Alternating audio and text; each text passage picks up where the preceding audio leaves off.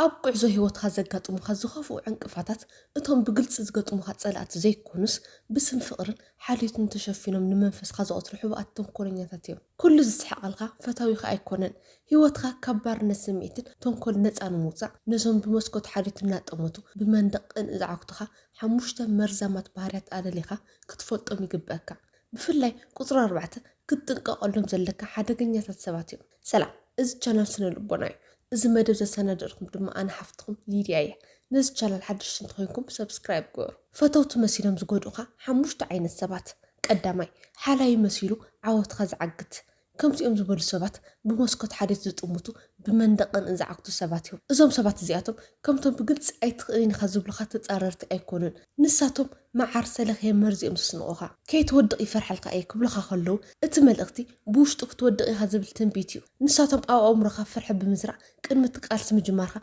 بمرارك تسعر قبرها إذا عين السنة عمره تغطي كابت كل صمت قاعدين على حدا جنايو مغنياتو نسخة نصبو أي ملخك تكلا خلو مسل قبرها ما بزحتو جيزي إذا تكبرزي كاب كلتا نجاريزو منجو قدامي ناي جزء رسم فرحي نساتهم عاوي نجار كجور دليت إنهالو جن خعت بعت للسانو نسخاك تجور خلي خوشت أو صارت يسأنو نسخاك تعوت مالت نساتهم كم فشلوا ويد حراتهم خان مرة قد سلزقنو نعاخ دوب بنبال نرأسهم كت سنان يفتنو كلاي قدصر نسخة أبتسفلت درجة كتصنح يدليو كتعبن كتلوت انخلها كاب قدصر من كاب تنساتهم فلطها كتغير سنة تجمر اتلو تخيس قومي إزوم سبات أي تقليني خايبلون أب كندو إزوم سبع حتى العلو أوان حج يدا يبلخا جيزيخا كم زي خونا نمأمان اتتصاقماتسي ريخا يديخا يبلخا أب تعنقفات أراي كم تتمت المقبار اكالوكو مكيرونيرو يبلخا ناي كالوتو رقت كم أبنت بمتقاس مورال خان مودا إذا كله سلس فوتو كاكو إيه بزبل شفاني يقرب وتصيتو جن نعاقا سنكلكل كم تبل أو سانخا كتتقراترن أمود أتقع إيدكا كتبني قبركا حق أني حالاين مسؤول عاوت خزعكتن سفر على يوم حق أني حالاي نتساقمي نقركا جن خا مفتيح بركا كبير كخوني خيلي جن همز جيرها كتصغر تخيل خيولكا عقاتي حالاي جن نتساقم تراي بالحلقة أمود أتقع مسر زي بلوفر تراي ترفلخا نسو كتصغر زي كونس كتحرقو إذ دفافاكا رأيخا عقاب كل سب حلم خاك ردو أي خلني قال لي سب عبي سقوم تكتوسن خلخا نسو برؤسو سلازي تأمامن كتلوت كل يفرح سلازي عبي تتلمتات خن كل سب أي تكافل مس كم زيوم عين سبت كتكرر أي تفتن كإله يكوي خنخ أمر أي تسعر بزحش سلام سئل خسر خط رئيس رحيو وتصيت خبعلك الزاربيو هو تأزي حد صارع أبقى وقت ديب خلخا كتودق إخان بل كابد حد تسحبك كسب زي كونس أيزوخا كتسل النابل زدق فكسب يزليكا عاوتك عقز زدلسب كل جزء صار أي مسؤولية متسنيو حد جزء بزيادة السقينا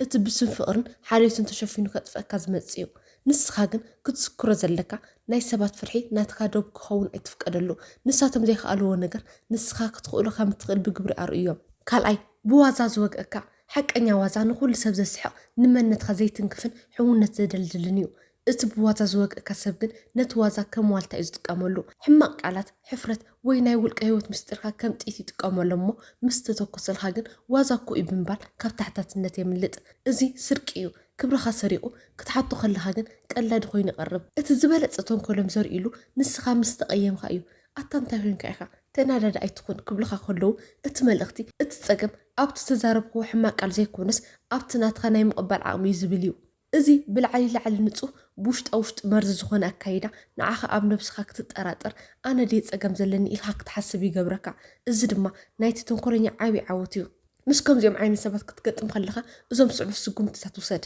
اتوازا أي تردئن نبلوم حاد حما أوازا مستزاربو كم زي سمع خوكينكا أي تردئن انتاي مالتك أيو سلام انت إذا سعاكا زلو إلك حتى توم اتوازا نخقل تسوك تقورم خلخا اتوازا مقارو تسئن نساتم دم ما يحفرو اتستزارب خيون عاي أي سحاق أن انتراي زي كونس أقوطعين إيو كم زعين توازا كتدقم اللي عيد اللي نيبلوم نساتم تناداد انتاي لومخا اوه كبريك تنكيفهلو أي فوتني إلخا بتبعت ملسلوم اتسب وازنا بلا بترجع زوج كان تقولوا نص فتاوي خزي كونس دحنا خزي قدسو سبيو سلازي كاب كم تعين السبر حقاتها محلو طعنايو هيوت خاب خانتو نخت حلفو ازي حد صاريع سبات بسم وازن خبرت كروص اي تفقدلهم اتسندد تباي خز توابا كسم نرؤسو كال متقعتيو بدفرت حق تزارب مغنياتو حقኛ فتاوي نس حق كمبر نحفرتك اينقدنيو سالساي اب حزن كطراي زركب محزا إذا سبات زيوم نايت سبب ملأختي ناي عوت جانين كنبلو بنخيل ኣብቲ ዝሓዘን ካል ግዜ ካብ ጎንኻ ዘይፍለዩ ስለ ዝኾኑ ከም ብሉፅ መሓዙት ጌርካ ክትቆጥሮም ትኽእል ኢኻ። እቲ ሓቂ ግን ካልእ እዩ። እዞም ሰባት እዚኣቶም ንስኻ ክትስበር ክትሓዝን ወይ ክትወድቕ ከለኻ ሓያላት ኮይኖም ይስምዖም። ንሳቶም ደገፍቲ መኸርቲ ሰብ ፀጋ ኮይኖም ክቐርቡ ከለዉ እቲ ናይ ልዕልና ስምዒቶም ይዓግብ። ንዓኻ ምስኪን ገይሮም ምርኣይ ንዓቶም ብቑዓት ከም ዝኾኑ መረጋገፂ ይኾኖም። ስለዚ እቲ ሓልዮቶም ንዓኻ ንምሕዋይ ዘይኮነስ ንናይ ገዛእ ርእሶም ስነ ኣእምሮዊ ድሌት ንምዕጋብ እዩ። ንስኻ ካብቲ ዝነበርካይ ፀገም ወፂኻ ክትዕወት ክትሕጎስ ምስ ትጅምር እቲ ዝነበሮም ልዕልና ይጠፍእ። ንሳቶም ካባኽን ላዕሊ ኮይኖም ክስምዖም ይደልዩ እምበር ማዕረኻ ክኾኑ ወይ ንስኻ ክትበልፆም ኣይደልዩን። ዓወትካ ንዓቶም ከም ስዕረት እዩ ይስምዖም። ምክንያቱ ንስኻ ክትሕየል ከለኻ ንሳቶም ድሕሪት ከም ዝሰረፉ ኮይኖም ስለ ዝስምዖም። ሓቀኛ መሓዛ ኣብ ፀገምካ ጥራይ ዘይኮነስ ኣብ ዓወትካ እውን ካባኽን ላዕሊ ዝሕጎስ እዩ። እዞም ሰባት ግን ፅቡቅ ወረ ምስ ሰምዑ ገፆም ይፅልሙ። ዓወትካ ምስ ነገርካዮ እወ ፅቡቅ እዩ ግን ከዓ እናበሉ ገለ ጉድለት ይረኽብሉ። ብዛዕባ ዓወትካ ዘይኮነስ ብዛዕባ እቲ ዝነበረካ ፀገም ክዛረቡ ይመርፁ። ንስኻ ምስ ተዓወትካ ተለዊጥካ ኢኻ ትዕቢት ሒዝካ ይብሉኻ። እዞም ሰባት እዚኦም ንዓኻ ብዕዳ ፍቅሪ ይኣስሩኻ። ኣብቲ ፀገምካ ግዜ መን ምሳኻ ነይሩ እናበሉ ንዓወትካ ክትሕጎስ ከለኻ ከም ዘይትኽእል ይገብሩኻ። ንስኻ ድማ ንሳቶም ኣብ ፀገመይ ነይሮም እዮም ብዝብል ሕልና ነቲ ኣብ ሓጎስካ ዘይርዮ ዘይቅሳነት ዕሽሽ ትብሎ። እዚ ግን ጌጋ እዩ። ሓደ ንእሽቶ ዓወት ክትረክብ ከለኻ ተዓዘቦም። ዓይኖም እንተበሪሁ ልቦም ተኸፊቱ ሓቀኛታት እዮም። እንተ ደኣ ገፆም ተቐይሩ ርእሶም ኣድኒኖም ወይ ካልእ ኣርእስቲ ቀይሮም ንሳቶም ፀገምካ እምበር ዓወትካ ዘይደልዩ እዮም። ሓቀኛ መሓዛ ክትዕወት ከለኻ ንሕና ተዓዊትና እዩ ዝብል እንተ ደኣ ከመይ ጌርካ በፂሕካ እዩ ዝብል ቅን ዝመልኦ ሕቶታት ደጋጊሞም እንተልዒሎም ግን ተጠንቀቕ። ንሓደ ሰብ ንኸይቀየም ወይ ንኸይቀኒ ኢኻ ሓጎስካ ክትሓቢ የብልኻን። ሓጎስካ ክፃወር ዘይኽእል ሰብ ንሱ ፀገም ኣለዎ ማለት እዩ። ኣብ ፀገምካ ስለ ዝነበሩ ኣመስግኖም፣ ግን ከዓ ኣብ ዓወትካ ንኸይዕንቅፍካ ዶብ ግበረሎም። ፀላኢ ኣብ ፀገምካ ክስሕቅ ከሎ ይፍለጥ። ሓቀኛ መሓዛ ግን ኣብ ሓጎስካ ክሕጎስ ከሎ ይፍለጥ። ሓዘን ዝኾነ ሰብ ክካፈሎ ይኽእል እዩ፣ ምክንያቱ ድንጋፀ ቀሊል ስለ ዝኾነ። ዓወትካ ክካፈል ዝኽእል ግን እቲ ቅንእ ዘይብሉ ጥዑይ ልቢ ዘለዎ ሰብ ጥራይ እዩ። ስለዚ ኣብ ፀገምካ ጥራይ ዘይኮነስ ኣብ ሓጎስካ ምሳኻ ዝኾነ ሰብ ኣስተውዕል።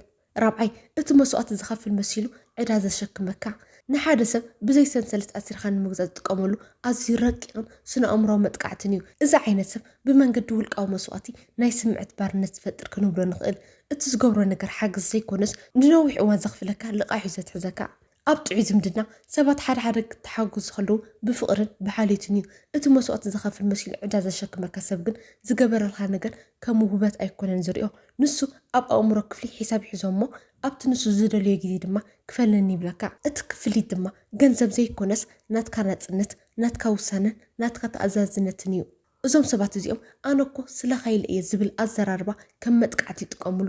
ስለኻይለ ዕድለይ መስዋእቲ ገይረ ይብሉኻ። ትርጉሙ ሕጂ ናተይ ባርያ ክትኸውን ይግብአካ ማለት እዩ።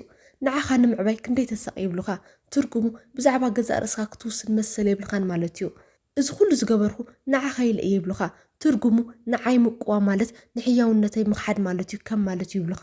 እዚ ኣካይዳ እዚ ንዓኻ ኩሉ ግዜ በደለኛ ኮይኑ ከም ዝስምዓካ ይገብር። ሓደ ሰብ በደለኛ ኮይኑ ክስምዖ ከሎ ድማ ክቃወም ወይ ኣይፋን ክብል ይሽገር። እቲ ዝኸፍአ ነገር እዞም ሰባት ንዓኻ ብሞራልካ እዮም ዝፃወቱልካ። ሓደ ነገር ንዓኻ ዘይጥዕም ክትቃወም ከለኻ ንሳቶም ብዛዕባ ትሕጂ ዘሎ ርእቶኻ ዘይኮነ ዝዛረቡ ብዛዕባ ቀደም ዝገበሩልካ ሰናይ ነገር እዮም ዝዛኽሩኻ። እዚ ማለት ድማ ንሳቶም ሓንሳብ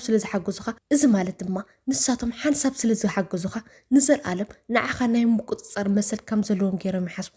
ብሓይሊ ወይ ብገንዘብ ክቆፃፀሩካ ስለዘይክእሉ ብመንገዲ ሕያውነቶም ገይሮም ኣእምሮካ ይቆፃፀርዎ። ንስኻ ርእስካ ክኢልካ ክትኸይድ ከለኻ ንሳቶም ዘልዩካ ኮይኑ ስለዘይስምዖም በቲ ዝገበሩልካ ዕዳ ገይሮም ክስሕቡካ ይፍትኑ። ኩሉ ግዜ ተበዳሊ መስዋእቲ ዝኸፈለ ንኻልኦት ዝነብሩ ኮይኖም ብምቕራብ ካብ ሰባት ኣፍልጦን ድንጋፅን ይደልዩ።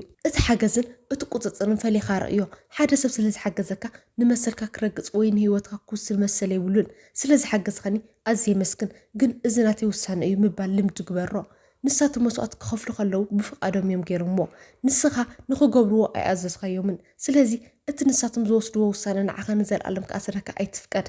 እቲ ዝገበርካለይ ሓገዝ ሕጂ ንዓይኒ ምእሳር ትጥቀመሉ ዘለካ ኮይኑ ይስምዐኒ ኣሎ።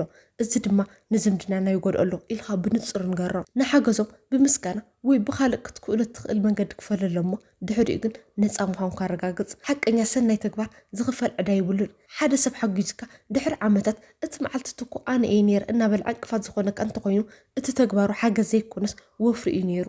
ዝኾነ ሰብ ንዓኻ ባርያ ውልቃዊ መስዋዕት ክገብረካ ኣይትፍቀደሉ ህይወትካ ናትካ እያ እቲ ዝሓለፈ ሰናይ ተግባር ድማ ንመጻኢ ዕድልካ ዝዓግዝ ሰንሰለት ክኸውን የብሉን ካብቲ ዝሓገዘካ ሰብ ንላዕሊ ነቲ ዝሓገዘካ ኣምላኽ ተኣዘዝ ሓምሻይ እቲ ብዛዕባ ጽቡቕካ እናተዛረበ ስምካ ዘጸልም እዚ ሰብ እዚ ብመዓር ዝተለኽየ መርዚ እዩ ንዓኻ ብግልፂ ብምፅላም ኣብ ክንዲ ጸላኢ ዝብል ሰብ ዝወሃቦ ሩህሩህ ወይ ሓላይ ተባሂሉ ንክፅዋዕ ዝጥቀምሉ ናይ ስነ ኣእምሮዊ ውግእ እዩ እዞም ሰባት እዚኦም ስነ ኣእምሮዊ ሜላ ምድምሳት እዮም ዝጥቀምሉ እከለ ብጣዕሚ ብቁዕ እዩ ግን ክብሉ ከለዉ እቲ ቅድሚ ግን ዝተባሃለ ጽቡቕ ነገር ትርጉሙ ከም ዝስእን ይገብርዎ እቲ ሰምዒ ድማ ነቲ ጽቡቕ ነገር ረሲዑ ነቲ ድሕሪ ግን ዝመፅእ ሕማቕ ነገር ጥራይ ኣብ ኣእምሮ ከም ዝሰርፅ ይገብሮ እቲ ጽቡቕ ዝብል ቃል ንዓኻ ንምውዳስ ዘይኮነስ ነቲ ድሕሪኡ ዝመፅእ መጥቃዕቲ ተቐባልነት ንምሃብ ዝጥቀመሉ መእተዊ ጥራይ እዩ ሓቀኛ ሓላይ ድኽመትካ እንተሪኡ ብውልቂ ፀውዒ ይመኽረካ ኣብ ቅድሚ ሰባት ግን ይከላኸለልካ እምበር ጉድካ ኣይውፅን እቲ ተንኮለኛ ጉለኻ ንዓኻ ነጊሩ ክእርመካ ይደሊን ንሱ ዝደሊ ሰባት ብዛዕባ ጉለትካ ክፈልጡ ጥራይ እዩ ስለዚ ድማ